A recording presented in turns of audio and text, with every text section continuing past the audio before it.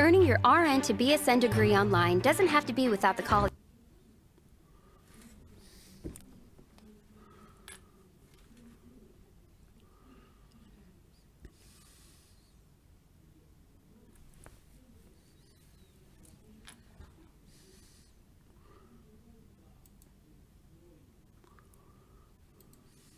Good time of day to all of you, my friends, here on the Internet Chess Club.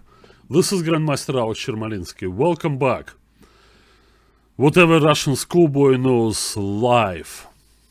My third show this month, because there are important events to cover. And I hope that you guys all get together and sit comfortably, because I have some interesting games to show you and talk about some controversy also. Which maybe I'm creating out of thin air, but well, you be the judge. So let's get together and we'll say hello to each other. Alright, okay, I see that... okay, so Leon here gives a shout that the show already started, so you guys keep coming here. I need more audience and I need more feedback. Anyway. The talk today is going to be split in two parts because there are two important tournaments ongoing now. One, of course, is Women's World Championship match, and we will get together. We will get to it in time. But first, I wanted to talk a little bit about the first tournament of a new Grand Prix series run by FIDE, and it's taking place in Sharjah, United Arab Emirates. All right. Let me show you what the deal is. 18 players. Why am I showing you standings instead of cross table? Well, simply because there is no cross table. FIDE decided. To me, it's a last-ditch attempt to salvage this whole concept of Grand Prix tournaments. Decided to run them on a different system, Swiss system. So instead of having usual round-robin tournaments, as they had in the past, it used to be 14-player round-robins and then trimmed down to 12-player round-robins, and now to this. It's 18 players in each stage, played over 9 rounds of Swiss system, which is extremely unusual. Well, the Swiss system, it's designed, basically was invented to accommodate a large number of players competing in the same tournament. Yeah, when you go to some big open, you know, whatever, like Gibraltar. Alright, one example, we talked about this recently. Or for us American players, the World Open or North American Open in Las Vegas. Then we have hundreds of players playing the same section. And the Swiss system allows leaders to play each other, and hopefully by the end of the tournament, when the last rounds come in, then the top guys will finally get to sort it out between themselves. With 18 players, it's totally different. You actually expect the leaders to play each other rather early. I'm looking at the leaderboard now. Alright, Maxim Vachiv-Agraf, Shakhriyar Mamedyanov, and Hikaru Nakamura. Only in round 5 they were joined by the other 3. No, not completely joined, because of course you can see MVL and Mamedyanov are half point ahead. But the group of plus score players added 3 guys in Yakavenko, Grischuk and Adams.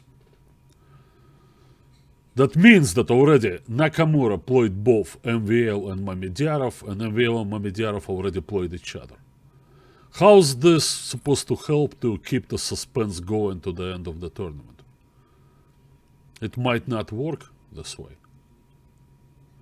I guess the same problem as US Championship is used to be experiencing in those when they run on the Swiss system.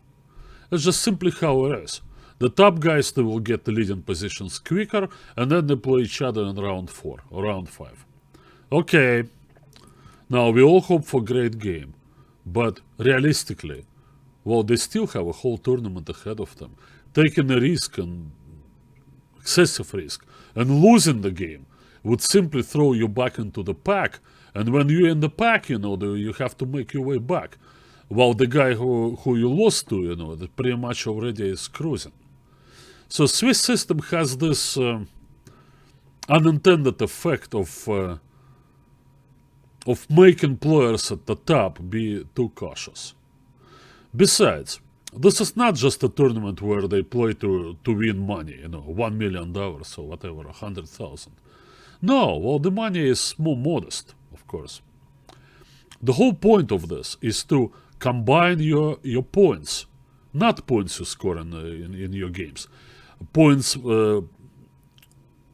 allocated to you by final placing in 3 tournaments. You get to play 3 out of 4.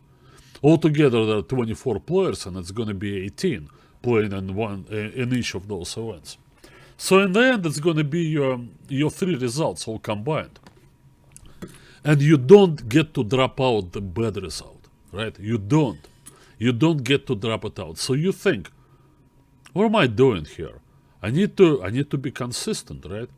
I'm one of the better players, and I should probably stay somewhere around +1, +2, and then maybe I get lucky in one of those tournaments, win a couple of games at the end, and then capture enough points altogether to finish in top 2. Why top 2? Because that's your ticket to the candidates. So this whole thing, it calls, more for caution than abandon, reckless abandon. Alright, suppose you play 2 fantastic tournaments and, you score some points from these 2, and then the third one is law of averages calls, you're gonna crash and burn. Then, more likely than not, you're not gonna be among the top 2 finishers. So, anyway, already this tournament's been plagued by quick draws. The games I mentioned, they were basically non-games. And also, among the people in the middle who's yet to make their impact, is like guys like Levon Aronian, who wants to take chances against Aronian. So going back to this, I can tell you the pairings now for round 6, and we're already more than halfway through. Alright, so MVL is gonna play Adams, Mamidyarov is gonna play Yakavenko, and Grischuk goes against Nakamura. This is probably the most intriguing matchup, because both players need a win to get to +2. As far as others, the people with 50% at 2.5, large group of players, this is basically a last call for them. In this kind of company, you're probably not going to be able to win 3 games in a row in the last 3 rounds. So it's time to make the step forward. Now, I anticipate this round 6 that is going to be played tomorrow as probably the most critical round for the entire tournament. That leaves us with a question. Alright, looking down there, players who occupy spots from 13 and 18. Among them, there is only one guy I could imagine among the leaders, which is Pavel Eljanov. All others, pardon me, they play basically on the level of their expectation. Now, the selection process for the field remains kind of a mystery to me. Well, obviously, they took a lot of players by rating, which is a good idea, naturally. But then, it seemed like, they maybe got about 15 or 16 of those, and then they started filling up spots. In a rather random pattern, The appearance of Alexander Riazantsev, I know, a new defending Russian champion and all that, but 2661, 2671, it's hardly the rating to impress, and he's been around for a long time. It's not like he's a youngster. In fact, the youngster we all wanted to see in this tournament, Wei, was at the last moment replaced by Hu Yufan. It's nice to have Hu Yufan, and besides, she has to play somewhere, right? She's not competing for women's titles anymore, but nonetheless, Wei is a big loss for the whole series. What's the point of this thing? Is to determine worthy qualifiers, people who can make impact in the candidates and possibly challenge Magnus Carlsen. John Ludwig Hammer, Paco Vallejo, pardon me. No, nice guys, established players, particularly Vallejo's been around forever, But, I mean, there is no mystery in their chess. We know what to expect. Well, they fight. They try their best, but... I mean, I question the selection of those guys ahead of, I don't know, anybody random. I don't know. You want a random name? Like Wang Liam, for example. The Vietnamese player has been living in the States for a while. He's a forgotten man. He's also over 2700. David Navarra. Where is this guy? Yeah. Well, Shakriar brings excitement. This. And I actually kind of tempted to show some of his games. But I want to start with the game that left a rather strange impression. Not only on me, but on all commentators everywhere. So let's take our attention to the board, and this is the two Russian players, Alexander Riazantsev and Dmitry Yakavenko. Yakavenko is a better known of the two. Yakavenko actually had a pretty good series in the Grand Prix events last season. He even was nominated as the replacement player for the candidates. If somebody didn't show up, like Topalov, whose manager Silva Danailov was throwing these suggestions around that Topalov should not go to Russia and play in Moscow in that tournament. No, well, probably Topalov wishes he listened to his manager, because Topalov's result at the candidates was nothing but a disaster. Yeah. But Yakavenko, but since then, no, he dropped quite a bit of rating points, and he keeps on playing mainly in Russia. Obviously, invitations are hard to come by, and simply traveling to Europe or elsewhere, United States, probably he would not only put his rating at risk, serious risk, it also would be a very costly thing. And guys like him, well, they may be a little spoiled, and the whole idea of paying for playing chess, it probably doesn't sit well with him. So I can see a lot of Yakavenko's chess being played in rapid series of these rapid tournaments in Russia. They have their own Grand Prix over there, and well, he's a good rapid player, which is fine. But now he's here, and well, haven't been able to make a whole lot of impact in the first 4 rounds. Was largely invisible. Yeah, of course, well, Danailov, but, well, I have a sort of a soft spot for Silvio. I've known him for years, and we recently met again in a tournament in Turkey. And I enjoy conversing with Silvio, but I understand, of course, that, no, not everybody is Silvio's friend, and the other way around. Well, I mean, art of making enemies, of course. Anyway, to the game. So it starts with c4 and goes this way, and somehow they transpose into a pawn of attack of the Caracan. Now, this whole move order thing already looks a little strange to me. Well, but I'm not that familiar with Riazantsev if he plays e4, and if he plays e4, doesn't normally go for the pawn of attack. Okay, I didn't bother to check. Anyway, they follow this old line, which has been known for decades, leading to rather a boring endgame. All this played out. There we go, right? Now, black takes the pawn on d4. In reply comes bishop b5 check, takes. Now, bear with me. Now it's gonna be interesting. The old theory was... Jump. I didn't mean to jump anywhere. Okay, I better go move by move. Was queen... was in this position to play queen takes... Okay, sorry, something is just wrong here.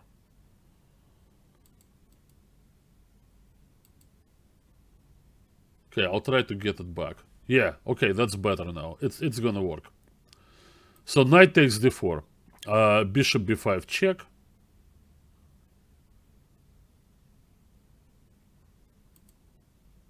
Bishop b5 check.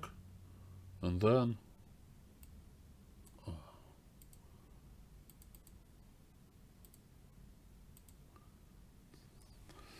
Alright, sorry guys, look, something is not working here for me on this. Okay, I'll try to get it back.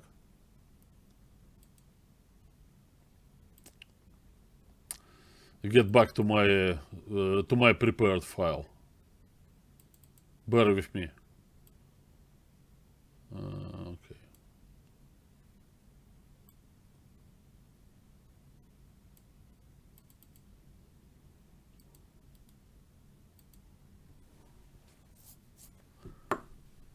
Okay, now we go. This transposition, and then bishop b5 check, knight takes. The old theory was queen takes, check. Queen there. Okay, the black king doesn't move. Now white plays this fancy move, knight takes d5. Of course, the queen is taboo because of knight c7 check. So that's understandable. So black takes with the pawn, now white trades, and then, I don't know, probably 5 games by Yasser Seirawan alone with the black pieces. White, I don't know, white has some problems, of course, at the king's side. Well, he's somewhat better in playing against isolated pawn, with 2 against 1 on the queen side, but by and large, like 90% of games from this position end in draws. Okay. Which site is better to play chess, ICC or chess.com? This is not the kind of question I can answer here. Okay, so you figure it out on your own. I'm here now. Aren't you happy? Alright. Okay, so then sort of an improvement came in shape of this, as it was played in the game. Queen c6 check. Now, that forces the black king to move, and awkwardly so, king e7. And now, white used to play this, and then black can take on c3, and then white has some chances against his king.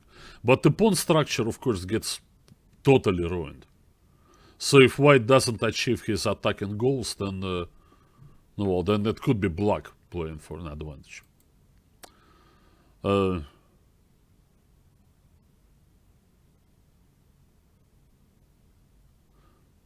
And then, just at the end of last year, Alexander Grischuk entered this line with white pieces against a young Indian grandmaster Vidit, and he played this bizarre-looking check. Seemingly allow black to play knight d6 and stay up a whole night.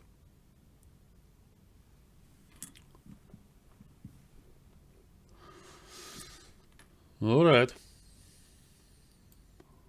Let me make this window a little bigger so I can... Yeah, no queen d7 after queen c6, but what about this?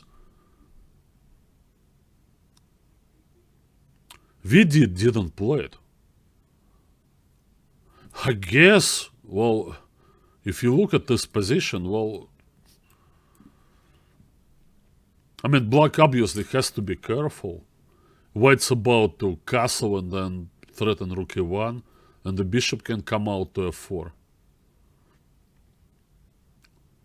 Okay, so I looked a little bit with the computer. I couldn't come to final solution, of this thing, I really didn't know what. I mean, rook c8 seemed the right move, but in the end, computer as usual gives zeros, like everything is a draw. Okay, maybe. But interesting. So I think the first thought, that comes into my mind. In order for white to be able to enter this position, he has to put in some work. This is not the kind of position you just enter because, no, you feel like. particularly in a tournament like this, and mostly Grand Prix tournament. And also it would be more difficult to do this for an accidentally 4 player, which is Riazantsev basically is. Why would he even study this? He's a d4 player. What are the chances that this position would occur in his games? And you have to put up a lot of work.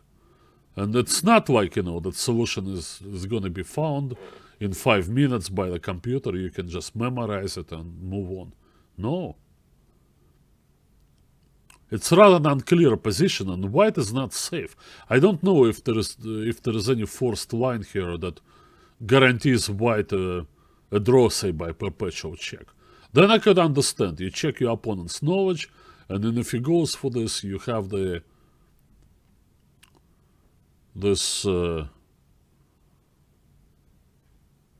safety valve, right? So you take a draw. I'm not quite sure. I'm personally already around here. I was surprised at the way this game going. Okay. Black didn't bother with this. Same as we did. He didn't play knight d6. Now white gets to take on b5. It's not only 2 extra moves that they played in. The important factor is that the black king has moved. And now in this situation, white can think of keeping the queens on the board because the black king cannot castle. That was Grischuk's idea. So against Vidit in that game, he played his queen to d3, which, in my opinion, is absolutely the most obvious and probably the only move to even to look at. And the game went, something like f6, he castled, and the black king went to f7, and it was rather not a very exciting game. Well, white had some advantage with the pressure against the d5 pawn. Eventually they traded all the rooks, and Grischuk was able to gain some advantage on the position in his queen and bishop on the board because of his pawn majority on the queen side. You can look this game up. It's from the World Rapid Tournament in Doha, Qatar. Okay, I could understand that. But the mystery of this game continued. Riazantsev plays queen b3. Now this absolutely just doesn't make sense to me. I could understand if you go like queen b3 to stop bishop b4 check. You may think, okay, if I go queen d3, then he gives check and then castles. But I mean, he can't castle. You just played this whole thing to prevent him from castling. So why you worry about bishop b4 check? Well, I mean, you go in there anyway.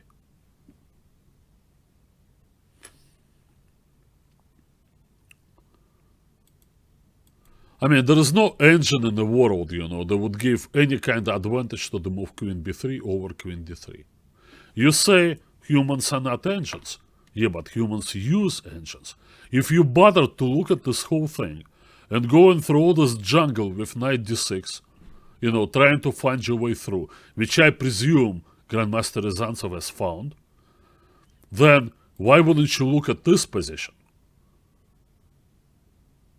and make your choice where to move the queen?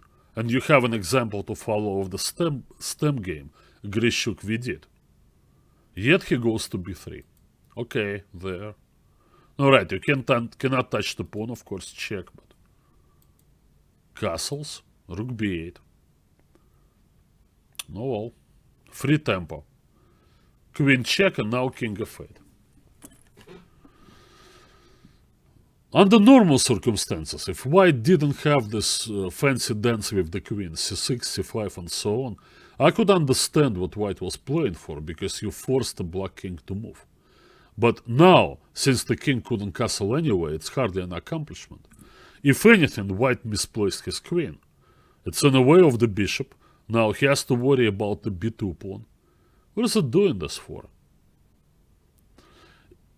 Black is comfortable with king on f8. He's off the open file, and he's gonna get the rook into play by playing h5 anyway. If anything, I prefer black here already, because of this ridiculous move queen queen b3. But, speaking of ridiculous, look at the next move. There is only one move, aside of some, I don't know, finger failures, right? Moving your queen to e5, that loses the game on one move. And that's exactly what Riazantsev played. Rook d1. Rook d1. Alright, let me ask you guys, what are you looking at, right? You have the bishop on d6 on this pawn. What do you expect black to play next? Harun, others. Premium tab. Fabian. My faithful.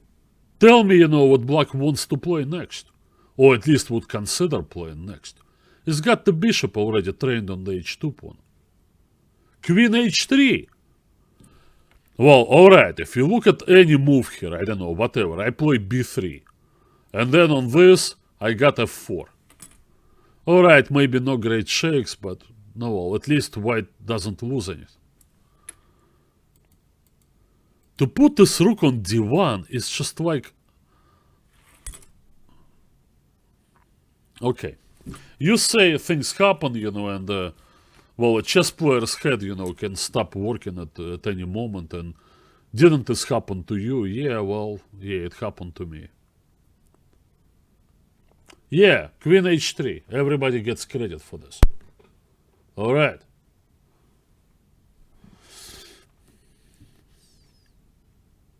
Okay, so should we just write it off as incredible oversight? But the mystery of how they got to this position remains. I see Riazantsev as the last person who would bother with this queen c6, c5 stuff, and then not to follow up with queen d3 and go for this, and then play rook d1 and the game is immediately finished. Queen h3. Now you do this. That was already pointed out. Tragic mistake. I hope so. Well, there is a little bit of history between these two players. They met in the last round of last year's Russia Super Final. And in that situation, Yakavenko was trailing by half a point. There was a round-robin tournament. There were a lot of players in the mix. And Riazantsev was actually in, I believe, in a leading position together with the young guy Fedoseev. And the game between Riazantsev and Yakavenko left me a strange impression. Yakavenko was white. He played e4 and they went into this advanced variation of the Caracan, where white played very strangely. He put his knight on a1 and it didn't do anything, and black was somewhat better. And then there was a lot of piece shuffling. I don't know. Well, in the end, once two guys from the point group where Yakavenko was and half point below Riazantsev won their games. It was Tomasvsky and Grischuk. Now, if that game ends in a draw, then we have a three-way tie between Riazantsev and Tomasvsky and Grischuk. By rule, they would have to play tiebreak, rapid chess. No, you know who the favorite would be. Grischuk, hands down. Oh, I don't know. Anyway. Well, then white kept on drifting, lost the game, and Riazantsev got crowned, as the new Russian champion. And well, maybe that's the reason why he's even here in Sharjah. If he didn't win that tournament, who would even think of his name? I don't know. There have been cases. Well, I obviously, what I'm saying, it's like, well, skating on very thin ice. They always say, what's the proof? But the proof is, there is no proof. But the thing is, you look back and you know the players. Well, if I knew the players better, I would be able to tell you probably in more certain terms. I don't really know them that well. From from afar where I am, it seemed like they didn't play their kind of chess in this last two games. There's something that, usually, you get good games, you get bad games, but you remain the same. You react a certain way, your time management. I wasn't able to follow time management. That's one thing. You watch the players, how they act at the board, and then every once in a while you see that something is off, and most likely the result of the game has been prearranged. When it's a draw, fine, you think, okay, they're just goofing off, to reach this move 30 or move 40 or whatever. Get the permission to make their draw and go get some rest. This is fine. I know people can be sick or whatever, or just uncomfortable playing that particular day. I sometimes, even in my best years, sometimes, rarely, I would kind of take a quick draw, because I felt, that I was unable to play my best that day. That's understandable. Now, but last round games. No, that's what they had. Another last round thing. After that super final of Russian Championship, Yakavenko and Riazantsev meet again. In the last round again of the Russian Rapid Championship. Now, the situation was somewhat different. It was a large 16-player round-robin tournament, and there was a runaway leader and the winner of the tournament, Daniil Dubov. Coming to the last round, Yakavenko is half-point ahead of Riazantsev. Yakavenko is second, Riazantsev is third. One would expect Riazantsev, it's a rapid game, right? And to try to win, to take second place. This guy's played a 7-move draw. I'm not kidding you, a 7-move draw. I've heard this all before. They say, we're friends, we work together, we cannot play against each other. No, fine, then you always make draws. Now, hopefully that Danilov is not going to be there every time,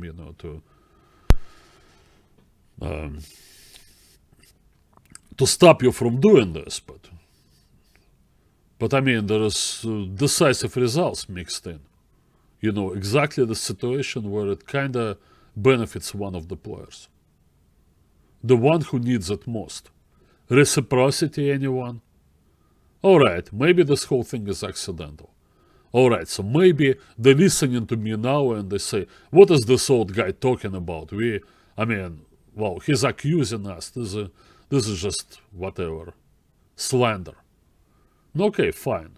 I'll take a risk with that. But nonetheless, one thing I'll promise to you, I'll keep an eye on these guys when they play each other next time. Alright, off with that game and go somewhere else. The game I liked from round 5, there was a great win by Mickey Adams against Tomasvsky, but honestly, Tomasvsky is just... He's in such a slump, he's absolutely unrecognizable. He plays so passively. He always had a tendency to play a little bit on the defensive side and maybe prefer positional decisions to tactics, but lately, it just became, he almost crawl into his shell. Maybe those tough games that he lost, that Olympiad, a critical match against Ukraine, where he lost with white pieces to Ponomaryov. Maybe it didn't sit well, maybe he was criticized for that loss by the establishment there in Russian chess. Maybe the fact that he was on his way of winning the last Grand Prix series, and then he totally butchered the last stage in Khanty-Mansiysk. He only needed some kind of decent score, and he would have finished one of the top 2 spots. As it happened, he crashed and burned, in that last stage, and not only Nakamura and Caruana went ahead of him by total points, also Yakavenko somehow edged him, even for the replacement player spot. So anyway, something happened with Yevgeny Tomasvsky, and I give credit to Adams for playing a good game, but you can see it yourself. So I thought the game between Grischuk and Eljanov would be interesting. Well, Eljanov was the guy who kicked Grischuk out of the last World Cup, where Grischuk actually had a winning position at some moment and he blundered and lost. And Eljanov went deeper, and Eljanov played extremely well. And then it took Karyakin and Karyakin's incredible luck, or I don't know, fighting spirit or whatever combined to eliminate Eljanov. And since then, Eljanov has been making some statements. He started off excellent in the Tata tournament, was in a leading position there, and faded toward the end and didn't have the result he probably deserved in that tournament. Had many promising positions. But both players, they started very slowly. Well, Grischuk, on the other hand, I don't know, they're still unrecognizable after, the terrible year he had in 2016. He didn't play well at all. Huge rating drop and all that. So they both needed to do something at this moment. So it's round 5. So Grischuk is white, opens with d4. Early in the tournament, Alexander started with e4 both games, and they couldn't really get anywhere. He was just totally blocked by his opponent. So he tries his luck over there, and the game goes into Ragozin. Now, the Ragozin is a strange mix of the Queen's Gambit declined and the Nimzo. Well, one thing there, that the bishop on b4 can serve two purposes. Either pin on the knight on c3 and attack, which is seen in this line. The line I used to play myself. Where white most of the time sacrifices the pawn, but the consequences are not that clear. Black can take this pawn and leave, but also black can take on g3. It's another possibility. I played this against Alexander Anishchuk once, and they can also continue with some reasonable play after that. So that's one purpose of the bishop on b4. Another one, I assume, is to play c5, which is commonly played in this position. Then it goes like this. Black accepts the isolated pawn, but in search for active play, also involving maybe the move knight c5 to e4, or queen a5. That's another important idea here. Play queen a5. Now the knight defends the other knight, so white cannot inflict damage on the pawn structure while protecting c3. And then queen a5, and then there is a spin, and black, of course, wins back the pawn on c5. There's a lot of theory there, and I played myself. I played for both colors. Nothing really surprising here. Eljanov plays castles, which in some ways limits black's options, because g5 is no longer attractive when you have a king there on the king side.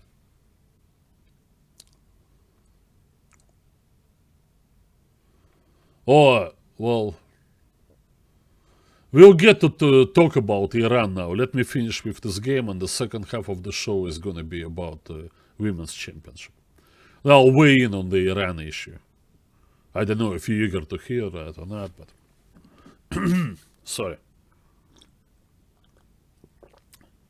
All right. But castles, to me, indicates that black is going to go c5 anyway. But then bishop f5. I guess the purpose of this move is as follows. Now, I have to go back a little bit. c5, e3. You're probably not going to believe it, but currently the best move is considered to be c4. Just like that, right? Just blocking the center. It's hard to believe. But this is what black plays now, and he has success.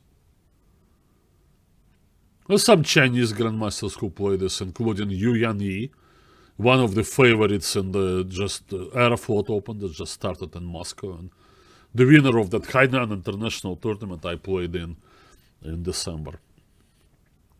Interesting, c4. So they deprive the white bishop of the d3 square, so the bishop cannot stay there on a diagonal to attack the king and support e4. That's the purpose of going c5 early.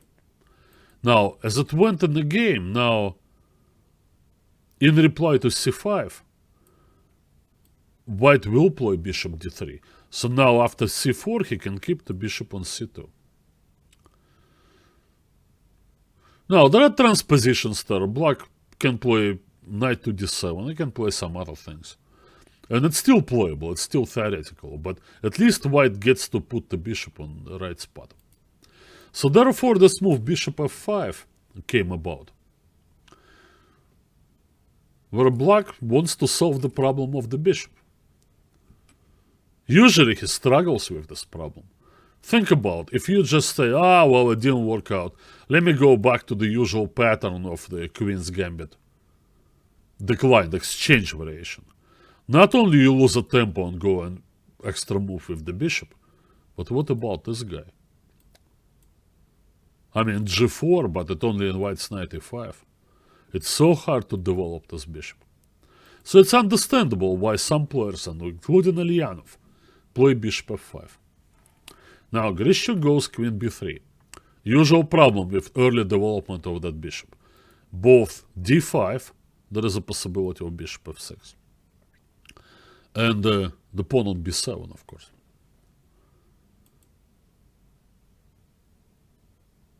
Now black takes and plays knight d7.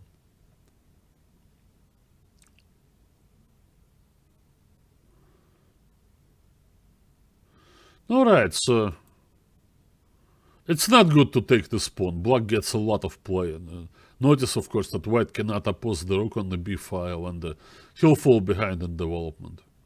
Now, Grischuk plays reasonable. Now, and he played d takes, which I believe is the right move, because allowing black to play c4, together with the bishop on f5, when e4 is near impossible to accomplish, would give black easy play. So dc5 has to be played. Okay, they came to this point. And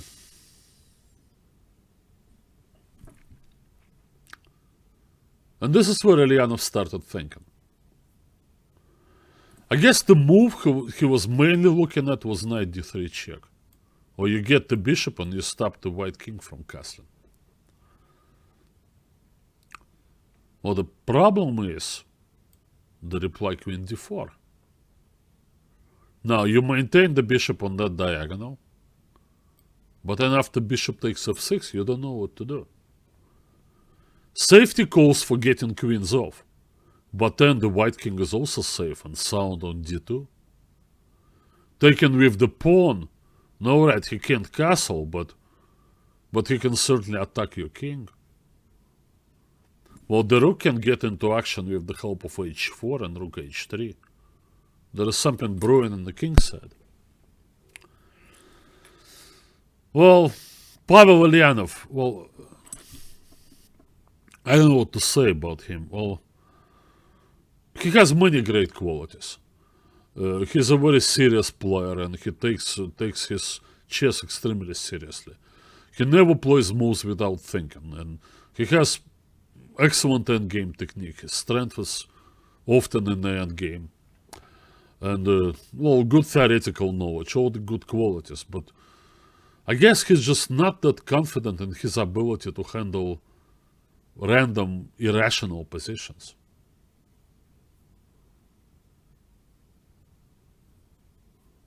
Oh, Winston Smith, just wait with that a little bit. I don't know, well, why do you want to talk about Iran now? The tournament I'm talking about is taking place in the United Arab Emirates. Are those guys saints? I mean, I don't know, really. Okay, nobody is a saint, Every country is a bad country, unless you have a lot of money and power. So, let's just leave this a little bit. For now, let's continue with the chess. Okay, he goes knight e4. Alright. Now white gets his knight in the middle, and all in all, this is the kind of position that white should be happy with. I played the Queen's Gambit my whole life.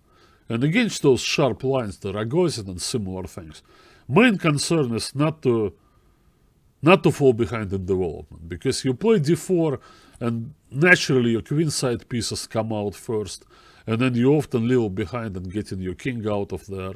Once you get the king out of there without any heavy losses, then you look ahead, to exploiting your advantages. And there are going to be a few. Well, mainly, you look at this knight on d4. You want to play c4. You say you're trading weaknesses. Maybe, but in the resulting position, there's 2 on 1, and white has the extra pawn in the center. That knight is very important on d4. It's protected. And while in some endgames, maybe black can make a passed pawn and whatever, make your life miserable, but more often than not, it's going to be you who uses your pawn minority, attack and pressure to pressurize the pawns, based on the strength of your pieces, beginning with the knight on d4. Eljanov is trying to do something about it, and the risky-looking move queen b6 is actually an attempt to create counterplay on a file. Now this, and there it goes. Now black wants to bring the rook to a5 with additional pressure against the a2 pawn. Grischuk plays very well. About Alexander, well, I know he disappointed a lot of his fans, myself included, with his kind of endless struggles with the clock, the time trouble, and somehow he started paying the price for that more, for his irresponsible clock management. Blunders started creeping into his game. No, he's not getting any younger, right? No, he has been around for a long time, but maybe it's catching up with him. He's 34 this year. Well, that is pretty hard, to... And there's a lot of mileage on that, right? It's not just the age. I mean, all this time trouble and the nerve-wracking, things, that happen then. But, maybe he can come back in a certain way. Like Vasily Ivanchuk showed how it's done. Vasily, who was way more of a nervous wreck, than Grischuk ever, and really hit the wall around maybe the same time. He was in his early to mid-30s. I remember because we were meeting with Vasily all the time at tournaments, and I could tell that he was unhappy with himself, unhappy with his chess. But then he made adjustments. Gone were the all ultra-sharp but weak variations. He kind of learned, how to harness his talent, and he extended his chess career by good, 10 or 20 years. About liking alcohol, I don't really know. I mean, to me, Grischuk seems more of a type, to spend all night, playing poker online or whatever. He says that he doesn't play poker anymore, but no. He never struck me as in this alcoholic type. But, maybe that's another thing, Maybe it's... when you're in your mid-30s, then you cannot treat your body the way you treated it 10 years ago. And indeed, would be a good idea to cut down on the vodka and cigarettes. And also, get on the sleepless nights as well. That should probably help Grischuk. Often he appears, at the chessboard at an important tournament, looking like, I don't know, he just came out of a trailer, dealing meth or something. Well... I don't know. But the truth is, he's really a, great, multi-talented chess player. He can do anything on the chessboard. And now that's exactly how Ivanchuk was. So important thing is to harness your talent and just to go maybe a little easy on yourself and not to put yourself in the stressful situations anymore. And then, probably not the world championship title. I will be realistic, but another good 10 or 15 years can be added to this career. Just look at Ivanchuk. He's still able to do things. And this game is actually sort of a blueprint of how Grischuk should play chess. Not trying for too much. He didn't spend 1 hour looking if he could take the pawn on b7. Well, he's not in time trouble. He's sort of doing okay. And he's playing good positional moves, particularly knight b3. So now he takes. There comes this important moment. He returns with the knight to d4. Just when he needed this. Now, the pawn on a2, you may ask. Well, double attack. And then the knight goes back to b3, chasing the rook away, and then the knight is lost. If you wanted an illustration of the difference between these two knights, it's right there, visible for you. The white knight not be bothered at all. The black knight, shaky. So he had to do this, and now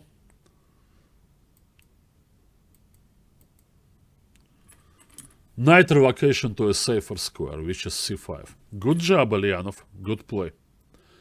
But white is given some time to consolidate his position. Now, about these complex endgames. No, I call it complex. Maybe it's the wrong word. Well, multiple pieces endgames. Okay, I don't know. It depends on the meaning of complex that we have right now. Important thing is for the side with advantage is not to rush. That's where they say do not hurry. Eliminating your opponent's counterplay is the most important thing. So white now is looking, okay, I got the a4 pawn. I have to keep that protected. But on this, got rook a1. Now the pawn to e4 restricted to black bishop. Nice. And now my knight should stay in the center. Rook c4. It looks clumsy, right? The bishop cannot move anywhere. The knight has to stay to prevent the black rook from activating, and the white rook must stay there to protect the knight. But from many games of Capablanca and Smyslov and other masters of the endgame, Karpov too, well, we can learn that white, in this case white, should be able to go through this temporary inconvenience because he's building up. Now, by building up, next is to bring the king up, then the rook can go somewhere. Also, the king will take away the d2 square away from the black rook. So as long as you can prevent the opponent's counterplay and see a way of improving your position, then you shouldn't worry about how I'm going to win here. Magnus Carlsen plays exactly like this. I don't know if it's unbalanced. No, unbalanced would rather refer to who's better, right? I was just trying to... No, it's basically multi-pieces endgame. I use the word complex, but complex maybe refers to a difficulty of playing it. And in fact, this position is not really difficult to play for white, yet. No, he just has to set his mind on the right track of playing slowly and remembering prophylaxis. Now, everything's good. That rook on c4 does the job. Now, Eljanov also worries about eventual g4. He would leave the pawn on h7, h6 there. I don't know how important that was. Black in reality has no counterplay on the king's side. So it comes to this. Now the rook can go. Returns to 8. Now knight e2. Well, Grischuk said in the press conference after the game, he said, well, if black doesn't get to do anything, then he's gonna suffer. And, no, actually, suffering itself was surprisingly short. I mean, one would expect Eljanov to spot a threat, right? The rook's coming to d6. Hit weaknesses. Aren't you supposed to bring your king in the middle? Come to e7 and cut off that rook d6? Huh? What say you?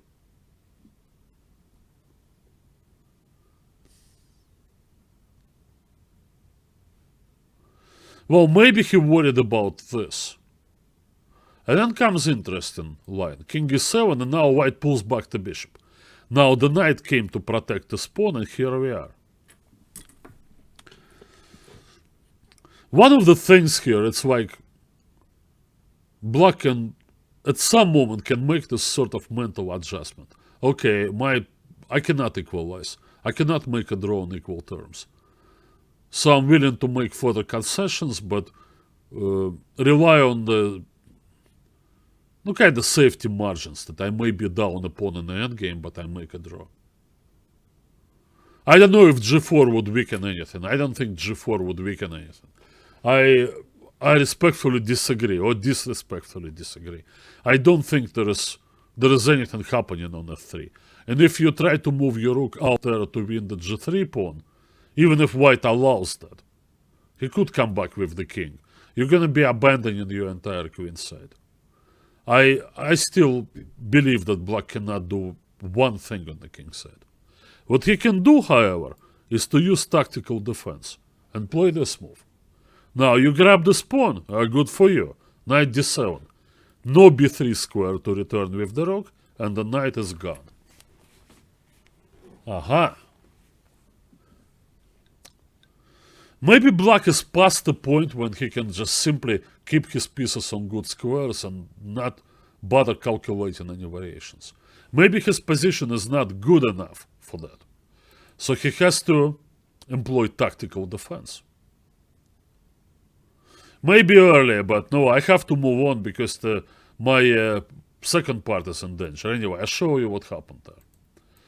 So he plays this, gross error. Now the rook's coming to d6. Now he's trying to bail out by giving up material. No, that's not gonna work. Down opponent, rooks and knights with centralized position of the king is pretty easy material to convert your advantage. So Eljanov tries counterplay. I think white should have gone forward with the king, like mess around. Chase that knight away so you can take with the knight on e4 and hit weaknesses, g5 and so on. He doesn't have any checks, nothing to bother you really. What check? We can go rook d6 if needed. Or king e5. Yeah, well, Grischuk went rook d6. It's probably not the most accurate move, but then he made a terrible mistake. Knight takes e4. It's uncharacteristic for Grischuk. He always had excellent endgame technique. And for him, relying on the extra pawn to win a rook endgame for him, strange decision. The ratio of conversion with the knights on the board is much higher. White should take back with the pawn, and he's still much better.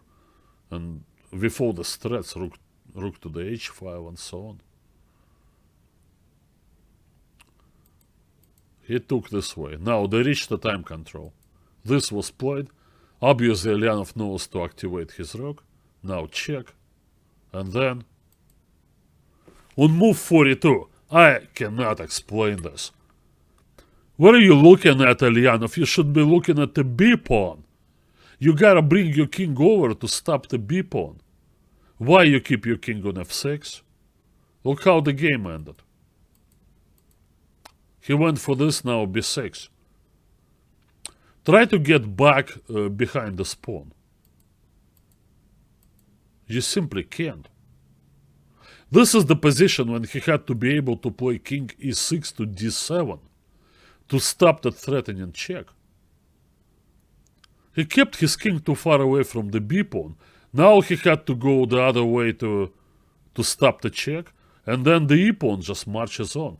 This is the most standard way of winning rook endgames. White doesn't need to bring his king over there. He just wins with rook and pawns. There is really no counterattack there. He played king c3 attacking the rook for good measure to prevent this queen in with check, which probably would not have happened anyway. Now on this, white has rook g8 check. End of story. Eljanov resigns after king c3, but he shocked me with that move, seriously. With king going to f6 instead of e6. You know how angry I get, when people misplay rook endgames? It's personal, right? It's personal for me. Spend a lot of time working on rook endgames. And I just hate to see a top 10 player in the world, or no, whatever, you know who Eljanov is. Just throwing it away like that, with king f6 instead of king e6.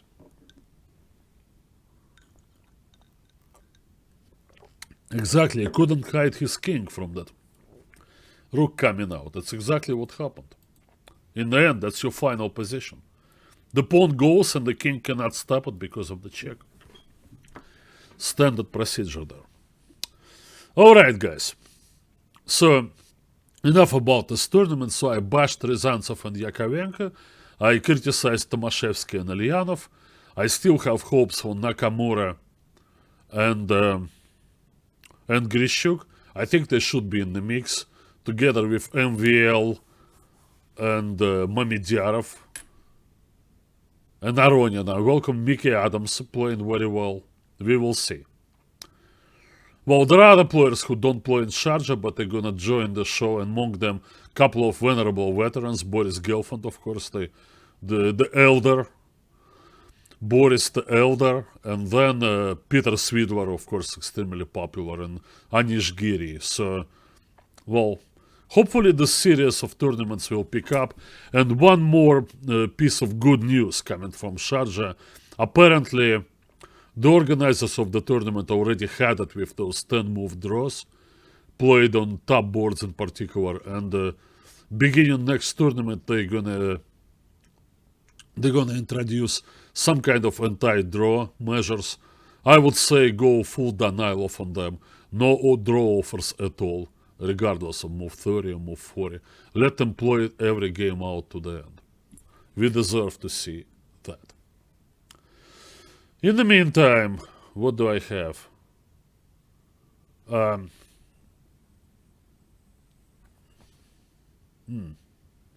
second. Women's World Championship. Okay, Final Four over there, right? Let me try to open a PGN over here. Get to my analysis. I need this. Hang on a second.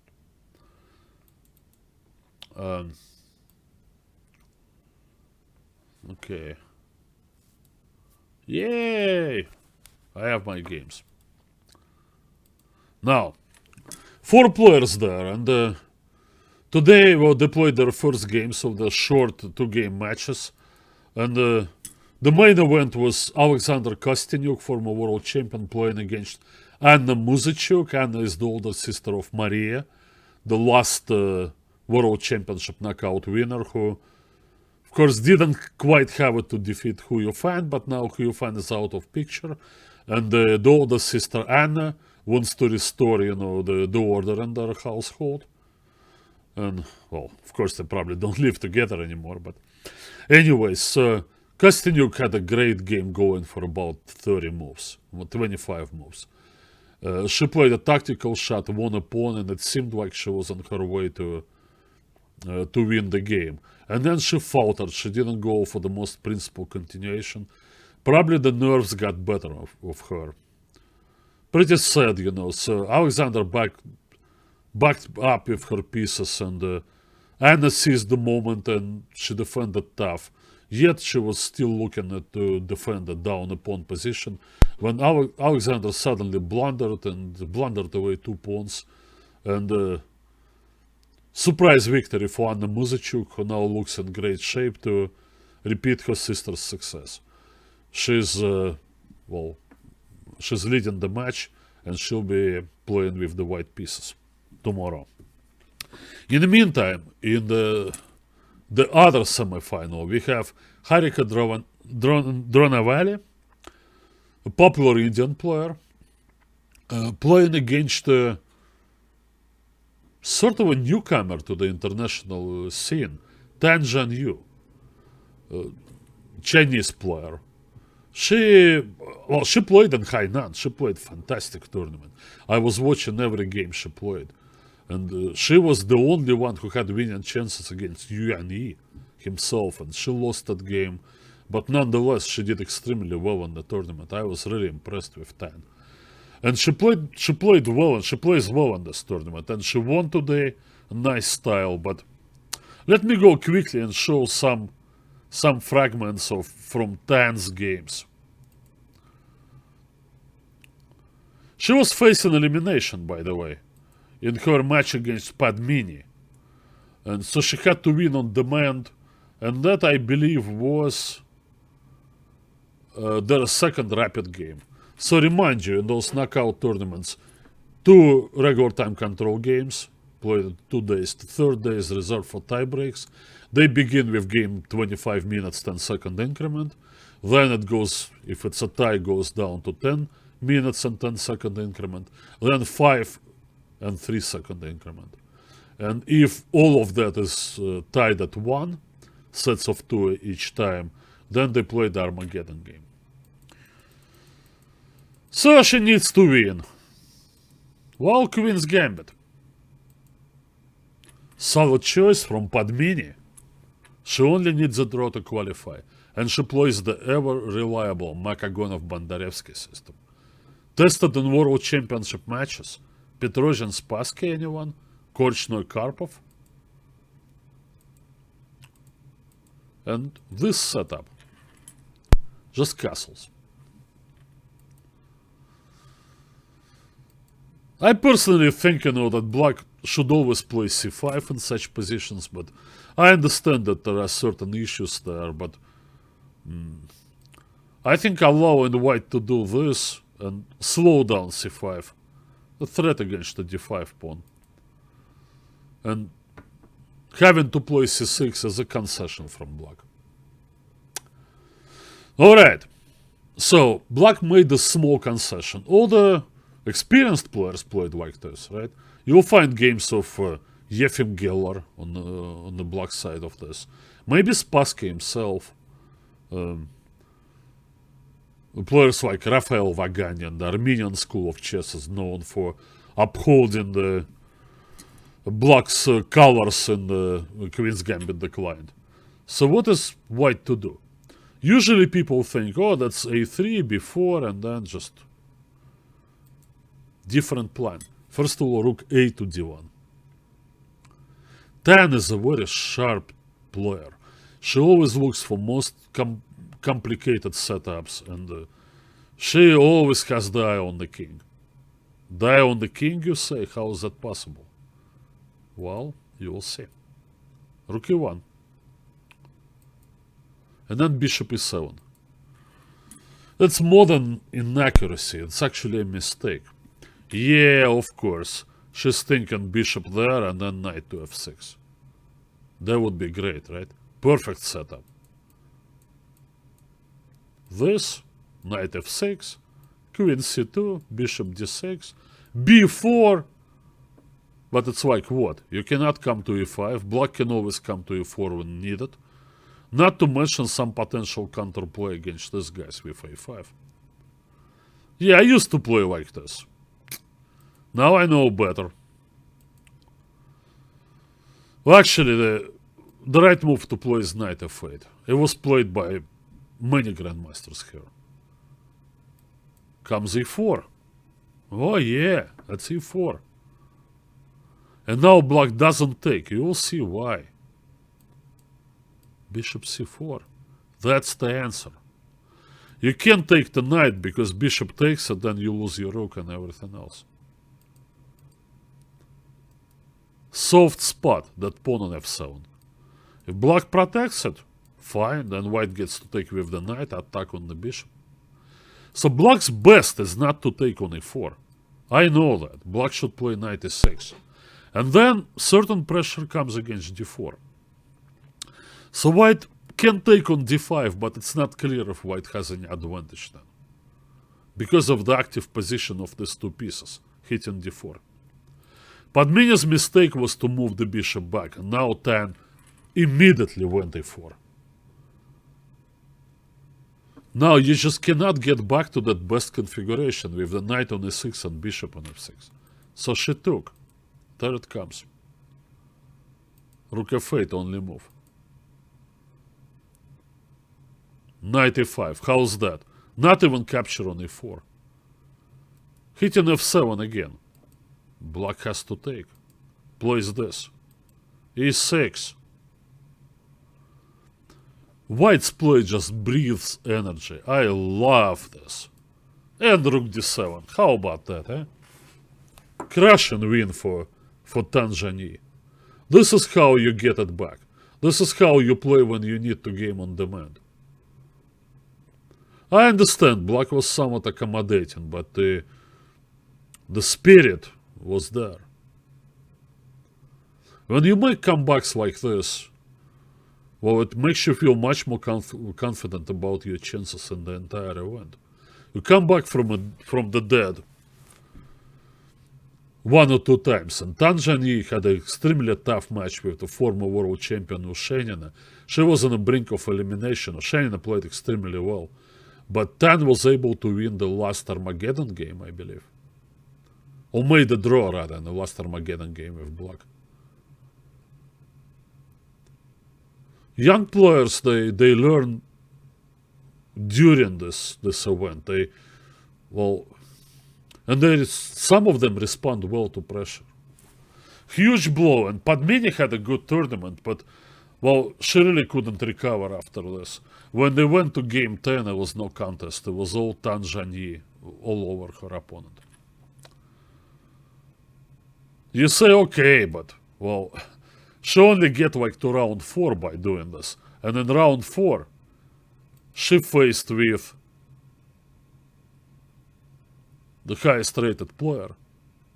And currently, if you consider who you find out of the picture from the world women's championships of any kind, then the strongest Chinese player is this lady, Zhu Wenxian.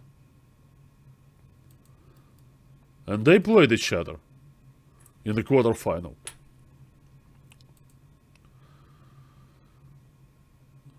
Yeah, first game, regular time control.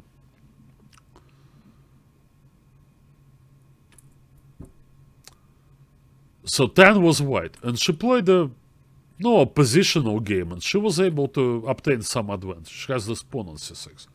Although, truth to tell, I didn't think that she could win the game if black simply played her bishop to f5. Now, the attack on that pawn is nothing now, bishop g6. Well, in the meantime, the black king controls the c-pawn, and what is white to do here? I don't really see a plan. Then bishop f5 had to be played. a6. Seeking activity to open the a file and get the rook out. But Tan plays the right move. She gives up the c6 pawn, but now she has that.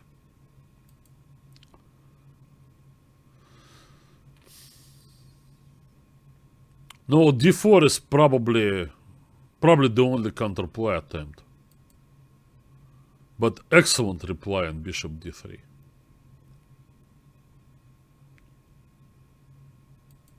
Look, she doesn't care for this. And pawn would go forward. And black will get counterplay, with the bishop coming to c4 and the pawn on d2. Now, that's maturity from a young player who simply, I believe, didn't have enough experience playing endgames like this. But she finds the best move, bishop d3, excellent. Now bishop f7, and that's passive. Well, the higher rated player, the difference in their ratings,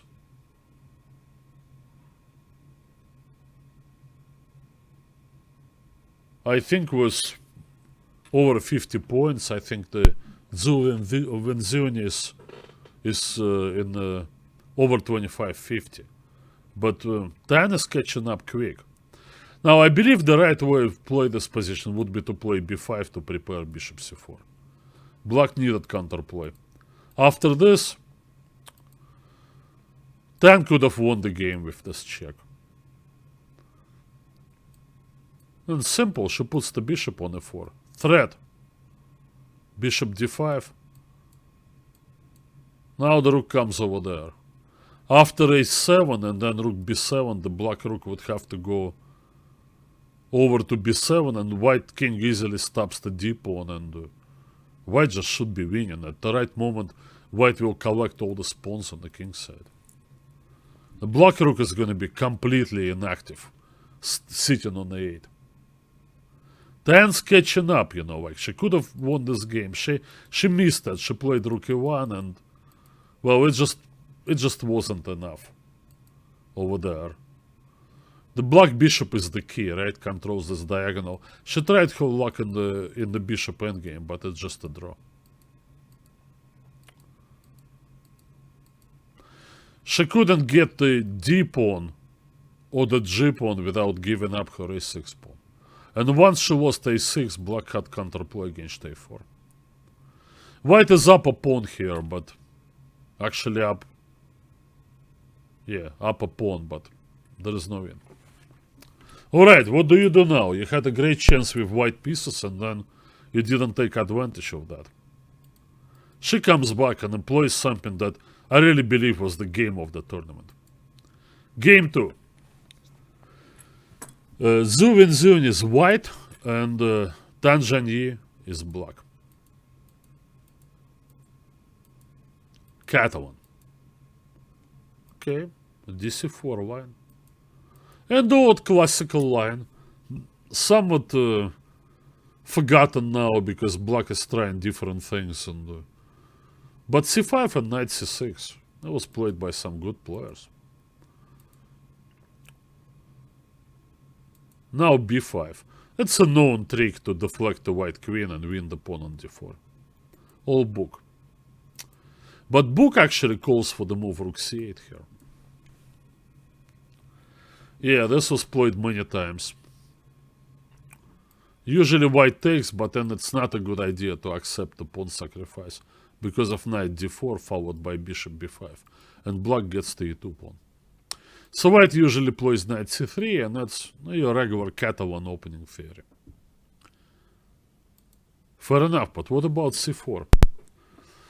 No, well, Tan, she has the style, particularly now when she's full of confidence, that she wants to unbalance the position. She knows she gives the opponent something, but she believes in her ability to handle complications better.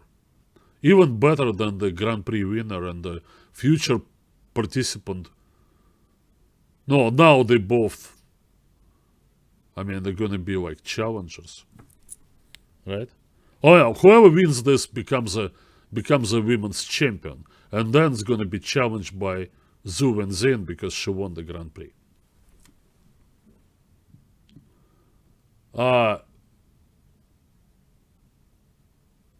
Has this been long? Yeah, of course it's going on a long time. 10 minutes? Yeah, I will go for 10 minutes for sure. The show is always scheduled for 90 minutes. Maybe I started a few minutes late, but I may extend it to about 7:40 today, Eastern time, server time. Anyway, so c4. Queen d1. I don't know. I have no opinion on this, but Boris Gelfand does. Gelfand plays on this position queen c2. His idea is to meet what? Rook c8 with e4. Bishop there. Rook d1. Castles, queen e2. Okay, white has his hopes to do stuff in the center. d5 or d6. Yeah, this seems like a good setup to me. Queen on e2 and rook support the d pawn against the queen.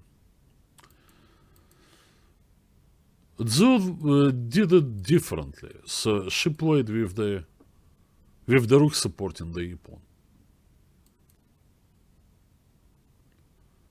Maybe she thought it was advantageous to her because the queen is away from the attack, the black knight. And she goes for that, right? Is that supposed to be winning? d6? No, not quite. Because what white did was to expose the rooks to that fork. Now, granted that if black just takes the exchange, white will have two minor pieces for a rook.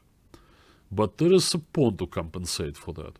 And importantly, that white is not quite developed. Now, I looked at this line. I don't know what I thought here. Bishop e3? Maybe. It was an interesting line, but it's rather unclear Or the point is to do this, right? To trap that knight. And then play knight c3. But things can happen here. Well, and from point of view of Zhongyi, the way she plays chess, oh, complications, good, I'll go for it, I'll make it work. Knight e5. Maybe Zeus just thought, okay, I don't have to play d6, I can do this and support my pawn on d5. But in fact, white is already in trouble here. d6 was the only move to continue. There comes bishop f5. Next time you take advice from Boris Gelfand and place your pieces differently. At least you'll step away from those forks.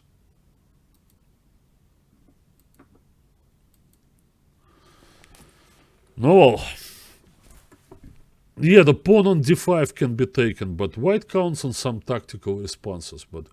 But what Tan found here is just beyond this world. Bishop e4. No, if white doesn't take it, then after this trade, even if it's not about the fork on c2, it simply loses the pawn on d5.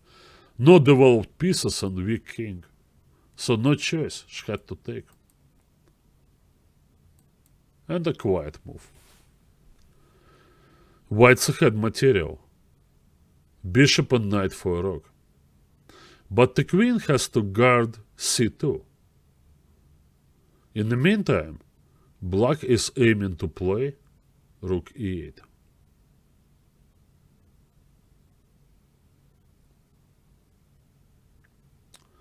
I don't know if there is a solution here. I don't think there is.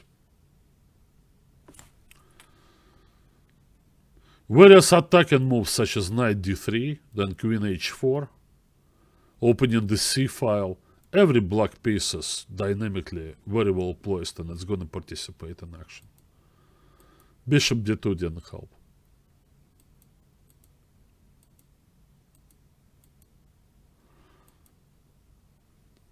Nothing.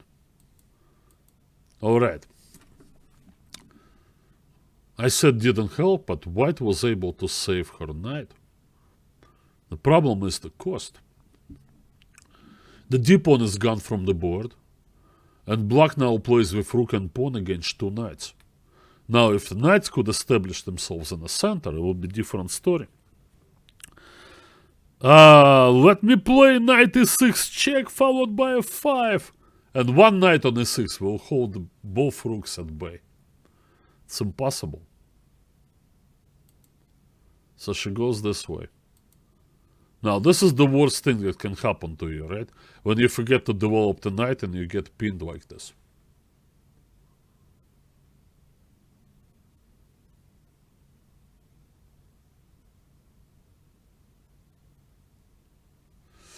Yeah. I don't think that white could escape here. I'll show you the rest of the moves. A bishop sacrifice. A double attack.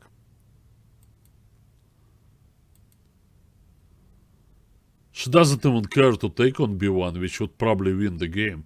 c3 is stronger. Now white has to give up the exchange, and now we have this unusual piece configuration. I gotta tell you, in absolute majority of endgames, two rooks are better than three minor pieces. Unless the position is really blocked and there is no scope for the rooks. And the minor pieces are all on commanding squares. Here the rooks are going wild. All the pieces just cannot get coordinated to protect everything. Particularly when the knights can be hit by both rooks and advancing black pawns. This is lost. She played here check, back, threat, bishop e4. Oh, nice and quiet, a6.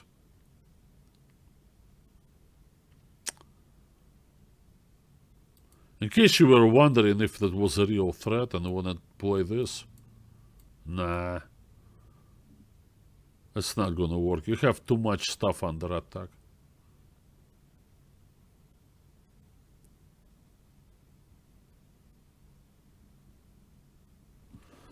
How I'm gonna do this? Rook c1, right? Well, there's gonna be some technical work here. Indeed. Maybe she should have tried that, but black should be able to win this endgame. Up to exchange. Rook's totally gone wild in this game, and no, well, the end was right there. Rook takes c2. Well, words fail me, you know, to see a player who was probably not listed among top dozen contenders at the start of the tournament has just eliminated the top-rated player, Zhu Wenzhun, from the tournament in regulation time. Well, and Tanzhanye doesn't show any signs of slowing down.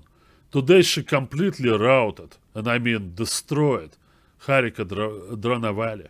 Look at this game. Briefly, because we kind of begin to run out of time. So Tan allows the Nimzo plays this classical Rubinstein line. Well, Gelfand Anand, many other big battles. Karpov played this all the time. Karpov was getting to this position not only from the Nimzo, also from the Panov attack in the Karakan. That's fine. Rook a1. This whole thing is relatively well known. It's a common move, knight g4, creating a threat of bishop takes f3 followed by mate. So white defends by trading bishops, and Kramnik in this position would take on e4 immediately, but I guess what Harika did was also alright. The question is if black has equalized here fully. Probably not quite, because white still has the mobility left in the hanging pawns. And also, white can try to build up on the king side, but for that, white is going to have to make some positional concessions when it comes to pawn structure. And that's exactly what Zhongyi did. After all this, she just played knight e5. Maybe black kind of pushed her to doing this because, well, the queen is kind of out of play, and, well, maybe Harika relied too much on on just nothing happening. Harika herself had an up and down tournament. Well, up to this point, and this is round 5, she was involved in every tiebreak. She played tiebreaks in every round from round 1 on. So she didn't have a day off already for 2 weeks, playing non-stop. Maybe she's getting a little bit tired. It's possible. It seemed like, that she couldn't quite get her head straight in this game. But credit still goes to Tan Zhongyi for playing the way she played. How many of you guys would accept this pawn structure, right? Separating your pawns, leaving that c4 pawn lonely, and the great c5 square, and when you're only attacking minor pieces, the dark square bishop. Not the light square bishop, over there. Huh?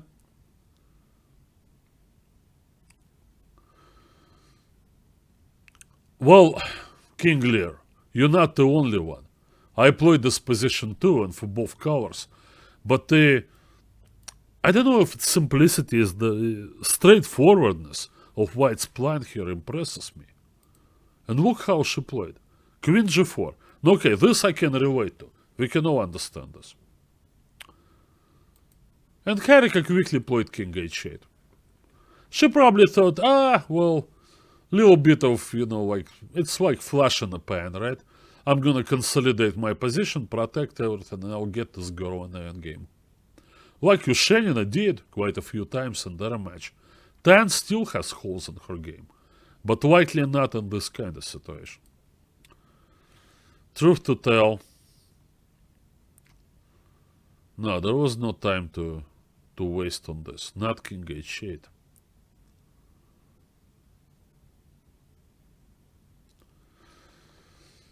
I don't think king h8 was the right move.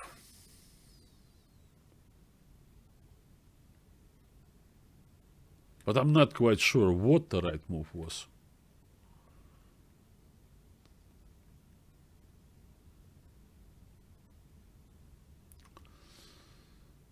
Anyway. No, maybe king h8 was okay. Or king back to g8. Yeah, a little bit. Maybe a little bit off. What am I thinking here?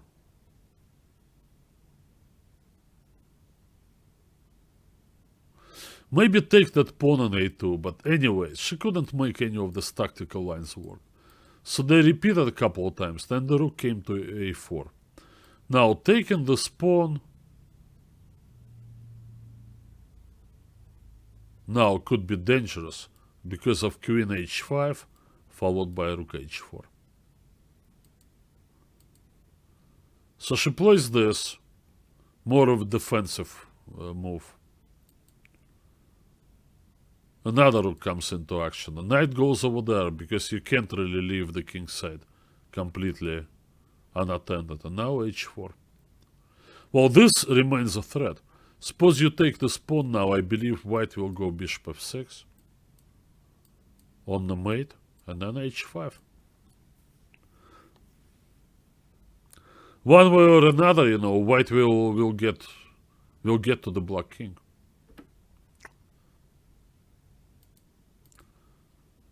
So Harika played that, trying to stop bishop f6 so she can take twice. Pawn forward. Now bishop h4. Excellent move. A lot of people would think I need to bring the bishop back and then set up some sacrifice on h6. But bishop h4 is extremely effective, keeping the d file under control. I'm amazed how Tan is able to keep her weaknesses defended for now. And yet, her pieces stay active. Yeah, taking the pawn looked dangerous, I agree. Now, sudden switch to the d file, possibly aiming to play rook to d8. Double rook lift. Textbook play, I'm telling you.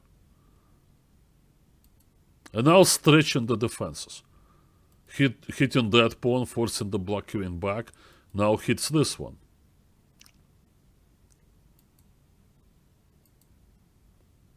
Hits f7 again. And now that. f7 is again under attack.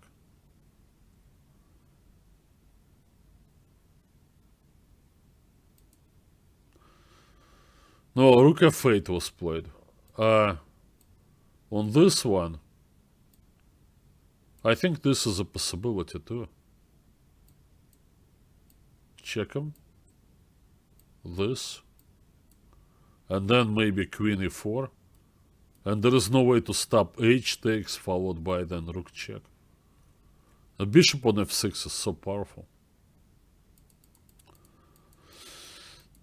I mean, it may seem like a routine attack, but I admire the skill, because white's attack white doesn't have the overwhelming advantage in forces. Well, and it doesn't have like pieces to spare, to jump start it with a sacrifice and then still have 2 or 3, minor pieces left, to follow through in those holes, created by the sacrifice. So here, well, it's very subtle actually how Tan Zhongyi played this. Keeps the pawns protected, and now on rook f8, there it comes. The bishop has the final word here. Nice move, queen e3.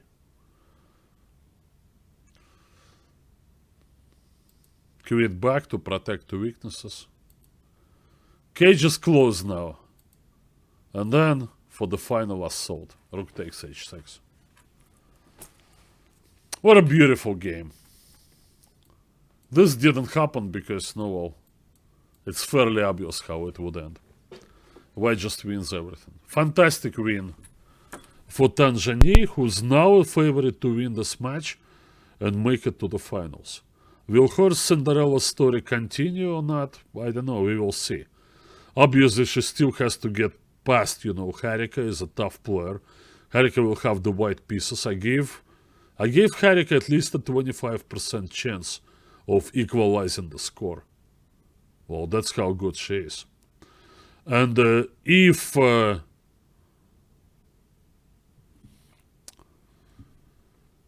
both losers of today's semi-final matches, first games, not able to get it back, then we'll have Anna Muzychuk as a hands-down favorite in the final match against Tan Zhongyi. But we will see. Anyways, guys, so I thought it would be nice to talk about the women's tournament, and I'm sorry that maybe I didn't mention some of your other favorite female players and didn't show their games. But, no, tonight was the young Tan Zhongyi night. I hope you enjoyed it.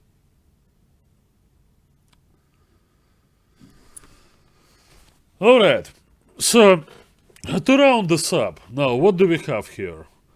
So after these two events are over, what do we have on the agenda? What are we going to be looking ahead? I know that the Aeroflot Open started and they probably, I think they played round 3 today. I haven't even checked the results over there. What level is she playing? I think when she gets on her game like this, she looks like a full-fledged 2600 plus when she has the initiative, 2650. Now, her game is still very raw. Ushenina was able to uncover weaknesses in Tan's play. Usually kind of symmetrical, slow developing positions, and no, she can be outplayed, put it this way. Maybe that's what Harika needs to try. But in tactical play and attacking play, I think Tan Zhongyi she's stronger than her rating indicates. So anyway, guys, so Aeroflot Open is, it holds some interest, but it's been upstaged by Gibraltar tournament, right? We look at the top players over there. Yeah, there are a few maybe. Yu Yanyi there, I root for him to win this tournament. I want Yu Yanyi and Wei Yi both in Grand Prix tournaments and all the top tournaments. I think they're they're the present and also the future of Chinese chess. They're both still very young, particularly Wei Yi.